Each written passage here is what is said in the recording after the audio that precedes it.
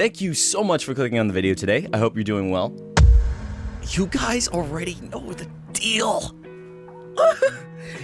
Get your hands ready, get your fingers ready, because what I need you to do is go ahead and pick up your skateboards, go ahead and pick up your decks, get them ready to hit the pavement, because we are going to be talking about Skate 4 today, finally. Not only that, but I need you to leave your comments down below, letting me know what you think about this subject, what you think about Skate 4. Alright, let's go ahead and get into this. So EA recently announced that they finally are releasing Skate 4, or at least they're working on it for the new generation of consoles. Oh my god. Okay, if you don't understand why I'm so excited about this, then you've probably never played Skate before. Either that, or you just don't know what the series is. I'm telling you, Skate was a beloved series by a ton of people, skateboarders and non-skateboarders alike, because it was just an amazing game. Like, Skate 3 was fantastic. It was so much fun, and I know a lot of people were on the Tony Hawk games, but I'm telling you, personally, I was more of a fan of the Skate games. Skate 2 and Skate 3 were my bread and butter as a middle school child, and even early high school. But it wasn't just like that for me. There was a ton of people who played Skate and actually got into skateboarding because of that game, because of the ease of use of that game, because of the interesting things that you can do in that game. The freedom inside of Skate was unparalleled, and it was just something that people admired and people loved and people wanted to go out and do themselves. I mean, it was something special, and that's the reason why so many people are excited to see it come back, because it needed to. It's a game that we all love. It's a series that we all love, and for some people it got them into skateboarding, such as myself.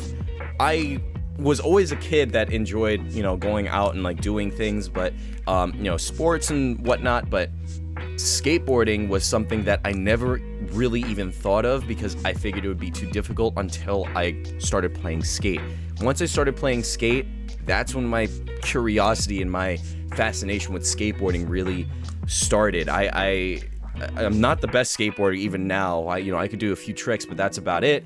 But just the sheer fact that this game is what brought me into the world of skateboarding is I mean, that's just a testament to how good this game is. If the game was good enough to make me feel like I want to do that kind of stuff, and I can do that kind of stuff, so I'm just gonna go out and do it.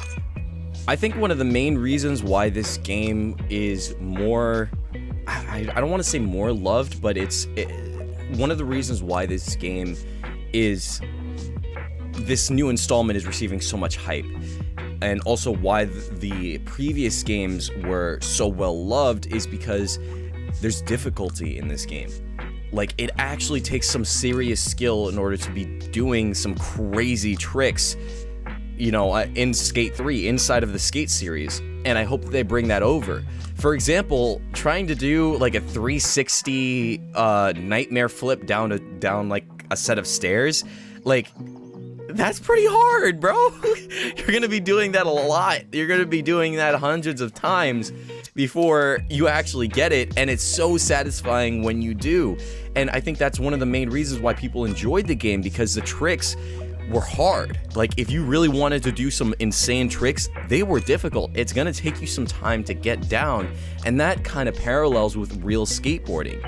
Real skateboarding, it's gonna take you a while to get those tricks down, and they kind of nailed that feeling.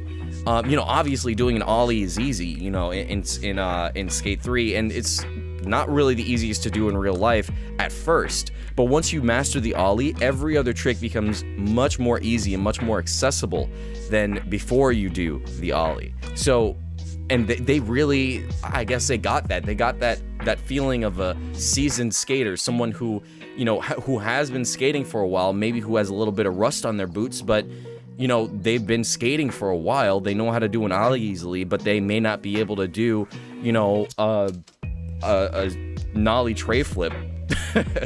Like, I don't know. You know what I mean? So it's like, it's really interesting, the fact that they were able to balance that properly. And I think that's what people are hoping they're going to be able to do in this game. Not only that, but also the hilarity of the game as well. The ragdoll physics were hilarious, and they made for some insane moments. Also, there's interesting game modes like Hall of Meat, for example, where you have to try and hurt yourself as much as possible to get as high of insurance as you can possibly can, or like the insurance money as high as it can possibly go, which I think is hilarious. It's just like there's a lot of options, there's a lot of freedom in this game, and I hope that they continue that with Skate 4. Also, the ability to be able to customize your character, to make your character your own, and you know, just like the amount of outfits, the amount of decks that you can have. You can switch up your deck, you can switch up your rails, you could switch up your wheels, you could switch up, I'm sorry, I called them rails, I meant trucks. You could switch up your trucks, you could do anything in this game that you would want to as a skater, which I think is amazing. Now, other projects have tried to I guess live up to that feeling. For example, there's this one game called Skater XL, which I've played before. It's a ton of fun, but it's not the same. You know what I mean? There's another game called Session, which tried to do the same thing, but the controls were way too different from, honestly, from Skate in order to be the same thing. Skater XL was much more on par with Skate's mechanics, but it obviously just isn't as fleshed out.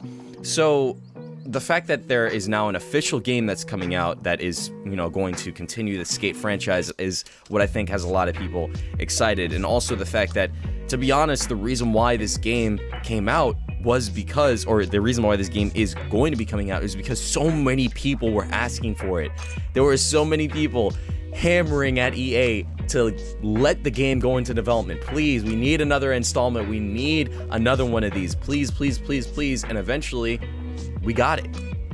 We got it. Skate 4 is happening. Skate 4 is happening. Okay, so what do you guys actually want from this? Do you want this game to be, you know, basically the same thing as Skate 3, but with better graphics and more game modes?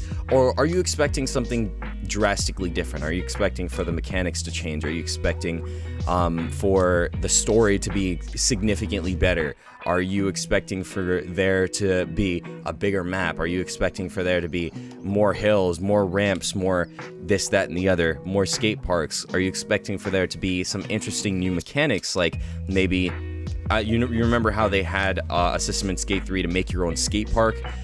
What if they implement something like that, but possibly even better, into this game, making it so that you can create a whole arena and they just improve their overall map building mechanics? Or do you want to see other things? Like, I want to know what you guys think. I want to know how you think this game should turn out, what you want to see from this game, what you need from this game in order for you to purchase it. Let me know what you guys think down in the comments below, because honestly, I'm too stoked for this game. I'm super excited.